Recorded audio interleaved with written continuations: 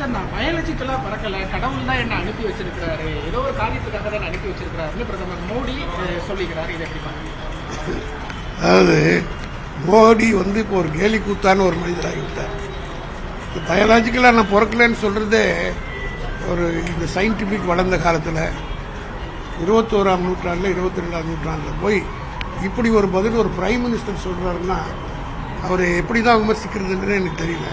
இல்லை தேர்தலில் ஜெயிக்கணுன்றதுக்காக இதையும் சொல்றதுங்கிறது எவ்வளோ பெரிய அயோக்கியத்தனம் பித்தலாட்டம் என்பதை அரசியல் உணர்ந்தவர்கள் நன்றாக அறிவார்.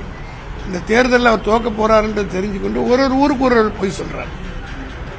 இந்திய ஒருமைப்பாட்டிலே அக்கறை இருக்க வேண்டிய ஒரு பிரதமர் ஒரிசாவில் போய் தமிழர்களை இழிவுபடுத்தும் வகையில் அங்கே ஒரு பாண்டியன் ஒரு ஆபீசர் சிறப்பாக அந்த அரசாங்கத்தில் பணியாற்றி தமிழ்நாட்டுக்கு பெயர் தேடி கொடுத்திருக்கிறார். அவரை பார்த்து இங்கே ஒரு ஆம்பளை கூட இல்லையா என்று அமித்ஷா பேசுவது இது தமிழர்களை இழிவுபடுத்துவது இல்லையா? அப்படி பார்த்தா தமிழ்நாட்டில் எத்தனையோ சீஃப் செக்ரட்டரிஸ் டிஜிபியா இருக்கிறவங்கெல்லாம் வடநாட்டை சார்ந்து இருக்காங்க. தமிழ்நாட்டில் யாராவது அப்படி பேசிட்டோமா? நாங்கள் தான் ஒருமைப்பாட்டு வித்துட்டவர். அது மட்டுமல்ல, பூரி ஜெகநாத் சாமி அவருடைய சாவி கொண்டு போய் தமிழ்நாட்டுக்காரன் வச்சுட்டான்னு எங்களை திருடான்னு சொல்றாரு. ஒன்று மோடிக்கு சொல்றேன், வெள்ளக்காரங்க நாட்டை விட்டு போகும்போது தமிழ்நாட்டை சார்ந்த ராஜாஜி அவரிடத்துல தான் கஜானா சாவி கொடுத்துட்டு போனார். ஆக இந்தியாவினுடைய சுதந்திரத்தை கொடுத்துட்டு கூட ஒரு தமிழ்நாட்டுக்காரன் நம்பிதான் வெள்ளக்காரன் நாட்டை விட்டு போனான். அப்படிப்பட்ட தமிழர்களை இழிவுபடுத்துகிற வகையில் மோடி பேசுகிறார்.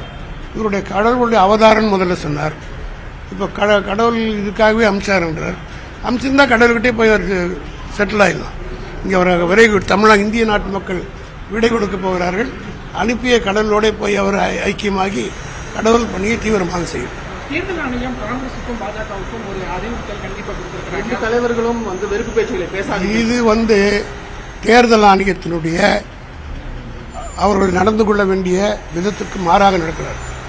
ஒரு ஸ்பெசிபிக்கா we are making a complaint against மோடியின் மீது கம்ப்ளைண்ட் கொடுக்கிறோம். அவரைத்தான் விசாரிக்க வேண்டுமே தவிர பொதுவாக கட்சிக்கு தலைவருக்கு கொடுக்கிறதுன்றதெல்லாம் அதாவது எஸ்கேபிசம். தேர்தல் ஆணையத்தின் மீது இந்தியாவில் இருக்கிற எந்த அரசியல் கட்சிக்கும் நம்பிக்கை இல்லை. எல்லா அரசியல் கட்சியும் இங்கே கூட எடப்பாடி கூட தேர்தல் கமிஷனர் குறை சொல்லி பேசியிருக்கிறார். ஆகவே தேர்தல் ஆணையம் முழுக்க மோடிக்கும் பிஜேபிக்கும் சாதகமாக செயல்படுகிறது. இதிலிருந்தே தெரிய முடியும். ஒரு கம்ப்ளைண்ட் கொடுத்தா அவர் தானே விசாரிக்கணும், அவருக்கு தான் நோட்டீஸ் கொடுக்கணும். 19 எல்லாரும் கொடுத்தா என்ன அர்த்தம்? அதனால இதற்கெல்லாம் ஜூன் 4ஆம் தேதிக்கு பிறகு நீதிமன்றத்தில் இதையெல்லாம் எலெக்ஷன் கமிஷன் சந்திக்க வேண்டியது. திருடர்கள் இல்லை அப்படின்னு சொல்லவே இல்லை. ஆனா திமுக தான் திருடர்கள் சொல்லி தமிழர்களை கொச்சப்படுத்துறாங்க. அது மட்டும் இல்லாம இதுல பிரிவினை திமுக கையில் எடுக்க சொல்லிட்டு தமிழிசை சவுந்தரராஜன் முதல்ல தமிழுக்கு சரியா பட்டு பேர் தமிழிசை வச்சுட்டு தமிழை கொல்லப்படக்கூடாது. அதாவது பூரி ஜெகநாத் சாமியாருடைய கோயில் சாமி தமிழ்நாட்டில் இருக்குதுன்னா அதுக்கு என்ன அர்த்தம்? உங்களுடைய சொத்து என் பாக்கெட்டில் இருக்குதுன்னா என்ன சார் அர்த்தம்?